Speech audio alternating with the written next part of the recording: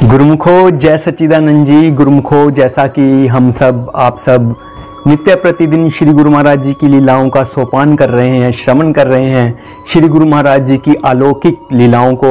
तो आइए बहुत ही प्यारी लीला के साथ आज श्री गुरु महाराज जी एक बार चिकोड़ी में विराजमान थे और उनके दो महात्मा स्वामी अभेदानंद जी और स्वामी अजूनियानंद जी के मन में बड़ी चिंता हुई, क्योंकि उस दौरान श्री गुरु महाराज जी के खजाने का जो धन था वो खत्म हो रहा था और उनके मन में चिंता हुई कि श्री गुरु महाराज जी ने अगर कोई काम कह दिया तो कहाँ से आएगा धन।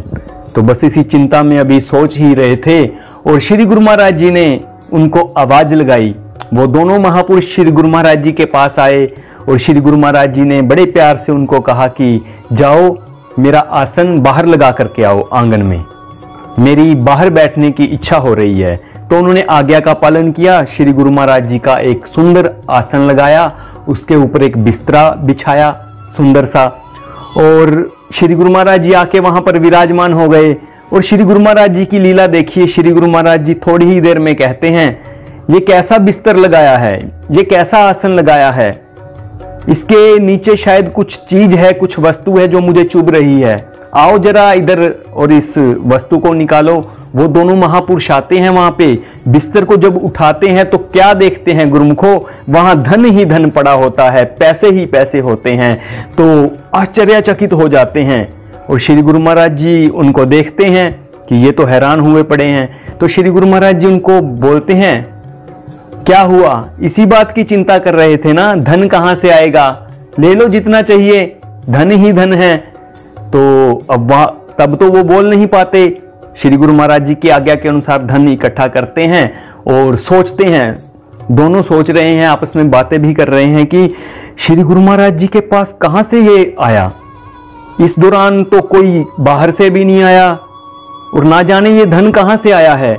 और बोलते हैं कि शायद कुछ लोग ऐसा भी कह रहे हैं आजकल कि इनके पास नोट बनाने की मशीन है।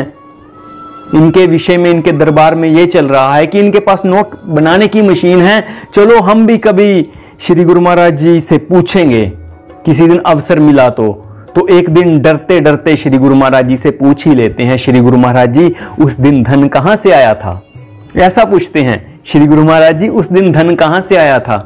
तो श्री गुरु महाराज जी कहते हैं, समर्थ गुरु के दरबार में, समर्थ गुरु के दरबार में रिद्धियां सिद्धियां खुद आकर के कार्य करती हैं।